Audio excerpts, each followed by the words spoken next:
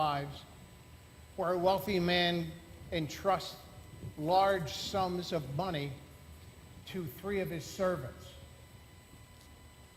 He gives five, let's say a talent is worth $1 million. He gives $5 million to one, $2 million to another, and $1 million to a third. Why did he do that? You know, why didn't he just split it equally? It could be, what, 2 2/3 million to each one. And it says in the gospel that it was given to each of them according to their abilities. Well, life is like that, isn't it?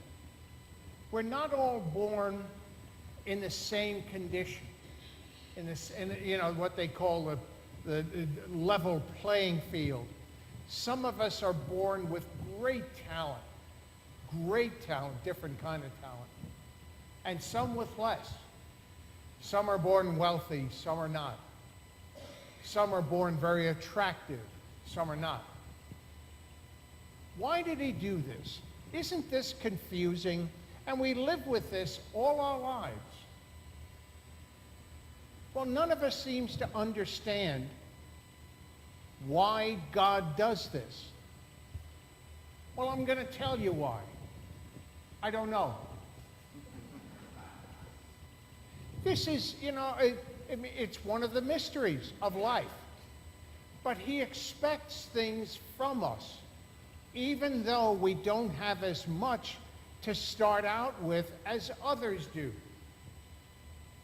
The circumstances of our birth are so critical in determining how we end up in life.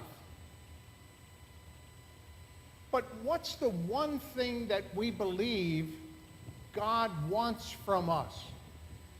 Aside from the 2 commandments, love God, love your neighbor, he wants us to be happy. I'm absolutely convinced of that. And that's kind of confusing because we see whole nations of people who are terribly disadvantaged. If you look at India, for example, some people in India are really, really wealthy. I mean, beyond our dreams. But some are born in such painful poverty. And, if you see the headlines now about the air pollution in most of India is grotesque. I mean, it's unimaginable. They say living in Calcutta is like smoking 50 cigarettes a day in terms of the damage that we do just breathing the air. But I believe that those people, there's a book that was popular 30, 40, 50 years ago, I don't know, called City of God.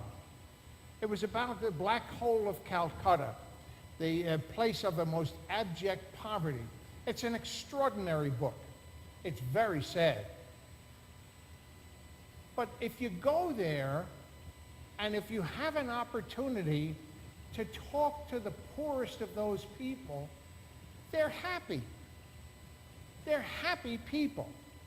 I mean, as extraordinary as that is. I had the opportunity to go down to Peru one time, and I was in a section of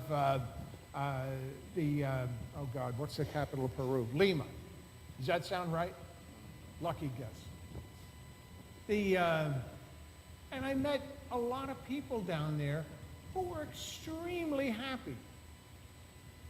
And that is what God requires of us. Love God, love your neighbor, and if you do, I promise you'll be happy. It's just those two things. And if you're successful in life, I think that's great. And if you make a lot of money and you live in a beautiful house, I love it. I think it's absolutely terrific. But that's not the way it is either. Some of the people who are so advantaged are deeply neurotic and in such abject misery, it's hard to explain. And I think it's because they don't love God and love their neighbor. I don't believe they do that. And that's the way to misery, no matter how much money, no matter how much advantage or education you have. If you don't love God and love your neighbor, you are truly a lost soul, and you deserve better. You really do, but only you can do it. God bless you all.